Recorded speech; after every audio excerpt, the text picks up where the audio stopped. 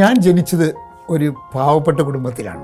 അപ്പോൾ ഒരുപാട് പണിയെടുത്തിട്ടുണ്ട്. ഞാൻ ജീവിതത്തിൽ എൻ്റെ ബാല്യത്തിലും എൻ്റെ കൗമാരത്തിലും യൗവനത്തിലൊക്കെ ശരിക്കും പണിയെടുത്തിട്ടുണ്ട്. പക്ഷേ ഒരു 34 വയസ്സ് വരെ സാമ്പത്തികമായി ഒന്നും ആവാൻ കഴിഞ്ഞില്ല. അപ്പോൾ ഞാൻ എന്നോട് സ്ഥിരം ചോദിച്ചിരുന്നൊരു ചോദ്യം, കഠിനാധ്വാനം ആണോ സമ്പത്തുണ്ടാക്കാനുള്ള മാർഗം?